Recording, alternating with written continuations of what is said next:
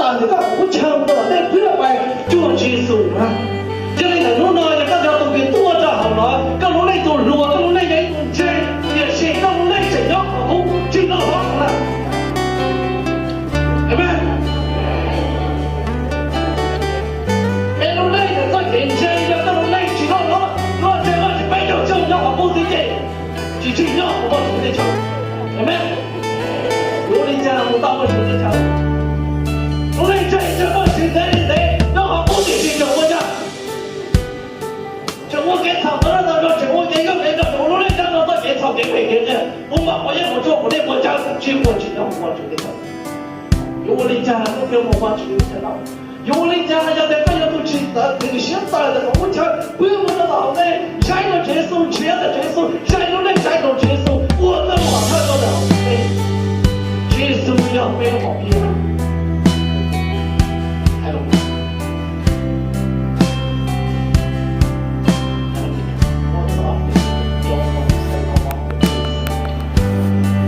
หลายคนก็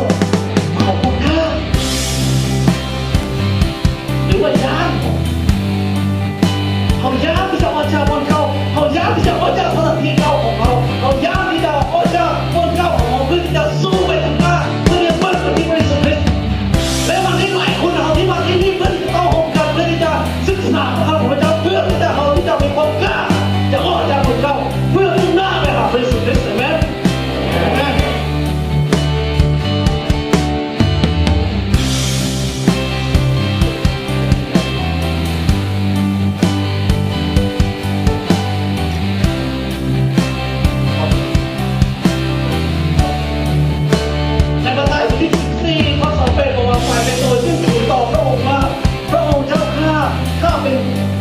ถ้าเป็นพระองค์เล่นแล้วขอทรงโปรดให้ข้าพระองค์เดินบนน้ำไปหาพระองค์พระองค์ตรัสกับเขาว่ามาเถิดเมื่อเปโตรลงจากเรือแล้วเขาก็เดินบนน้ำไปหาพระเยซูคริสต์ทันทีในเมื่อที่พระเยซูในเมื่อที่สาวกเขากำลังขี่เรือลงไปแล้วเห็นพระเยซูเดินย่างเข้ามาแล้วเขาก็เดินตามพระเยซูแล้วในเมื่อเป็นตัวเห็นเป็นตัวก็เดินตามแล้วออกจากบนเกาะแล้วไปหาพระเยซูคริสต์เป็นตัวสาวก12 คนและมีเป็นตัวคนเดียวที่กล้าออกไปหาพระเยซูคริสต์มีเป็นตัวที่กล้าคนเดียวที่กล้าออกไปจากเรือของตัวเองและกล้าไปหาพระเยซูบอกว่าวันนี้ข้าพเจ้าจะก้าวออกจากเรือของตัวเองเพื่อไปหาพระเยซูคริสต์แล้ววันนี้มีเป็นตัวที่จะกล้าออกมา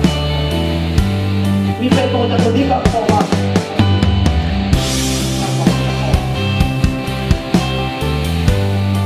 พี่น้องพบจอดมาที่ก็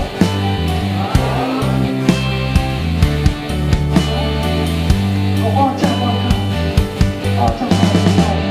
เพื่อที่จะมุ่งหน้ามุ่งตัวออกไปหาพระเยซูคริสต์ก็ถามพี่น้องว่า most of the people don't set out by faith to one place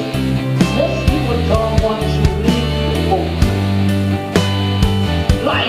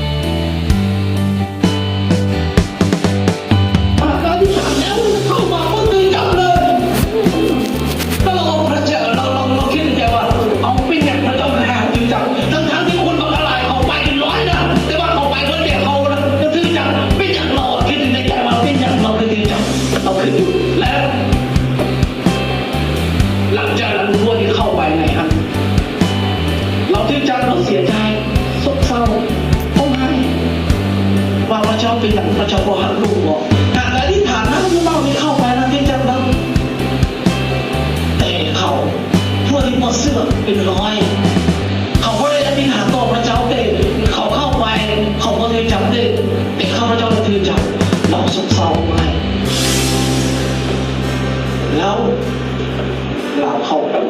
ไปแล้วหลังจากนั้นเราได้เข้าต่างจากเราไว้อยู่นอกแล้วหลังจากเราได้เข้าพวกที่เข้าไปนั้นดินทะลุขึ้นหัวเราแล้วเราจึงถามกันว่าพระเจ้าขอบคุณพระเจ้าสำหรับที่พระเจ้าให้ทหารจับลูกได้ขอบคุณพระเจ้าที่พระเจ้าให้ทหารจับลูกได้ลูกจึงพ้นตายถ้าพระเจ้าให้ทหารจับลูกได้นะคนที่ตายอยู่ทางในอาจจะเป็นลูกก็ได้แล้วเราขอบคุณพระเจ้าอีกทีนะ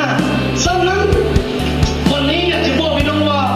การที่เราตามพระเยซูคริสต์นั้นจะสำเร็จตอนใดตอนที่เรามีความอดทนนั่นแหละเราอดทนเพื่อที่จะตามพระเยซูคริสต์มีความอดทนถึงแม้ว่าบางครั้งในชีวิตของเราจะมีปัญหามีสิ่งที่ยุ่งยากหลายอย่างเข้ามาในชีวิตของเราก็ตามแต่ในเมื่อที่เราตามพระเยซูคริสต์แล้วเมื่อนั้นแหละเราตามด้วยความอดทนเมื่อนั้นแหละทุกอย่างจะเป็นสิ่งที่น่ายินดีในชีวิตของทั้งสิ้นเลยไหมตามด้วยความอดทนและทุกอย่างจะเป็นสิ่งที่น่ายินดีหลังจากที่เขาทนได้แล้วเขาจะรู้ว่าแผนการของพระเจ้าเป็นข้าพเจ้าแต่ในเพียงเรียกว่าแผนการของพระเจ้าอยู่เบื้องหลังของเบื้องหลังของปัญหาทุกอย่างแผนการของพระเจ้าทรงอยู่เบื้องหลังของปัญหาเพราะว่าอย่างในเมื่อที่เขาเจอปัญหาปุ๊บเขาบอกว่าพระเจ้ามีแผนการอย่างแต่หลังจากนั้นพระเจ้าทรงรู้ว่าพระเจ้าทรงนำปัญหานั้นมาเพื่อที่จะสอนเราว่าพระเจ้าทรงมีแผนการสำหรับชีวิตของเราเดียวกันและแผนการของพระเจ้านั้นดีสำหรับเราเสมอดีสำหรับเราเสมอบางครั้งพี่น้องอยู่ที่นี่อาจจะมีปัญหาอาจจะเจอปัญหาอะไรยากอาจจะมีความมีปัญหาในชีวิตแต่อยากบอกพี่น้องว่าพระเจ้าผู้ยิ่งใหญ่พระเจ้าซึ่งเป็นกษัตริย์ของพระเจ้าซึ่งเป็นกษัตริย์ของกษัตริย์ทั้งโลกทรงมีแผนการสำหรับชีวิตของพี่น้องทุกคนพระเจ้าทรงมีแผนการพระเจ้าทรงมีแผนการและพระเจ้านั้นได้เป็นองค์พระเจ้าผู้ยิ่งใหญ่แล้ววันนี้เราได้เห็นงูเห่าอย่างที่นั่นก็คือตัวนะแม้ว่าชีวิตของเราจะเจอปัญหาหรือมีปัญหาในชีวิตของเราแต่ให้เราที่จะมีความกล้าพอที่จะเดินออกจากความเก่าแต่ของพระเจ้าที่จะทรงช่วยเราของพระเจ้าที่ทรงนำเราเพื่อเราที่จะมีความกล้าพอและมีความอดทนและมีความถ่อมใจว่าเพื่อเดินตามพระเยซูคริสต์ให้พี่น้องอธิษฐานต่อพระเจ้าตอนนี้พระเจ้าพระเยซูคริสต์ทรงฟังพี่น้องอยู่พ่อที่หักลูกกำลังฟังอยู่ในเวลานี้ถ้าในจิตใจของพี่น้องมีอย่างที่อยากบอกหรือก้าวต่อองค์พระเยซูคริสต์ตอนนี้นะพระเจ้ากำลังฟังอยู่พระเจ้ากำลังฟังอยู่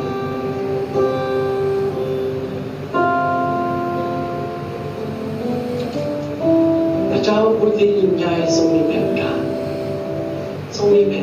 ในชีวิต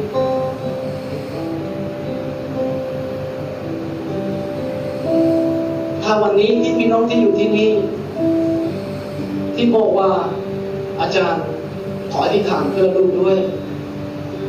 เพื่อลูกที่จะมีความกล้าพอที่จะออกจากสถานที่เก่าเพื่อที่จะมุ่งหน้าออกไปหาพระเยซูคริสต์ขอให้พี่น้องที่จะมือตาแล้วก็ย่างเข้ามาทางหน้ามาอีกเก่าเลยจากสถานที่เก่าของตัวเองจะอธิษฐานเพื่อก้าวเข้ามาก้าวเข้ามาก้าวเข้ามาหรือยังเข้ามาถึงนี้เลยก็ได้ยังเข้ามาถึงนี้เลยก็ได้แล้วจะอธิษฐานเพื่อ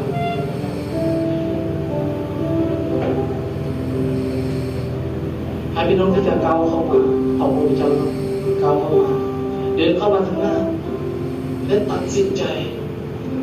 ของตัวเองว่าพระเจ้าขอทรงช่วยด้วยเพื่อลูกที่จะมีความกล้าพอที่จะออกจากสถานที่เก่า